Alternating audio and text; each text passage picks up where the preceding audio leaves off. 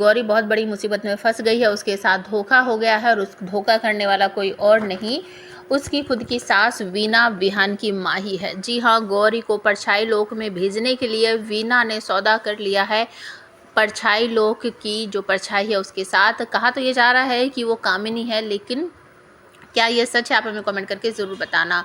तो चारू घर पर आती है और बड़ी जिज्जी चारू को घर से बाहर निकालने के लिए कहती है, गौरी से रिश्ता तोड़ने के लिए कहती है गौरी से, लेकिन गौरी बहुत सारे पलट कर जवाब देती है कि अगर आप सब लोगों के लिए फैमिली ज़्यादा ज़रूरी है तो मेरे लिए भी मेरी फैमिली ज़रूरी है। और मैंने आपको पहले ही बताया था बड़ी जिज्जी कि हमारे परिवार का जो हालात थे उस दिन वो ठीक नहीं थे। हम वैसी लड़कियाँ नहीं हैं जैसा उस दिन दिखा था आपको या फिर जैसा आप सोचती हो। हम भी अच्छी खासी घर की लड़कियां हैं, हम भी आगे बढ़ना चाहती हैं, पढ़ना चाहती हैं और ऐसी बेकार की बातों में हमारा बिल्कुल भी ध्यान नहीं है। लेकिन बड़ी जीजी बिल्कुल भी नहीं इस बात को मानती है और विहान से कहती है कि अपनी पत्नी को कहो कि वो अपनी बहन को घर से बाहर निकाल दे। विहान मजबूर कर देता है गौरी को और कह देता है कि ये देखो एग्रीमेंट, मैंने तुम्हें अच्छी तरीके से बताया था कि 2 महीने के लिए सब कुछ वही करना होगा जो मैं तुमसे कहूँगा। गौरी मजबूर हो जाती है और अपनी बहन को घर से जाने के लिए कहती है, उससे बहुत सारी माफ़ी मांगती है और उससे समय भी मांगती है कि सिर्फ मुझे 2 महीने का समय दे दे, उसके बाद मैं अपनी असली फैमिली के पास आ जाऊँगी। दूसरी तरफ आपको देखने को मिलेगा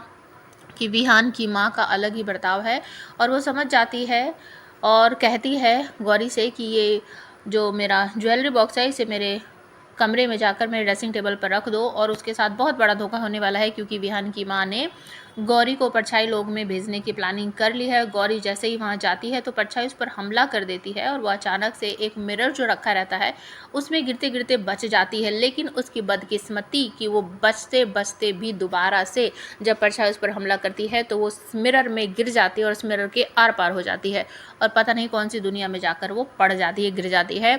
और विहान की माँ नीचे आकर बड़ी जीजी से कहती है कि गौरी नहीं आएगी, वो चली गई है। ये सब सुनकर सारा परिवार चौंक जाता है।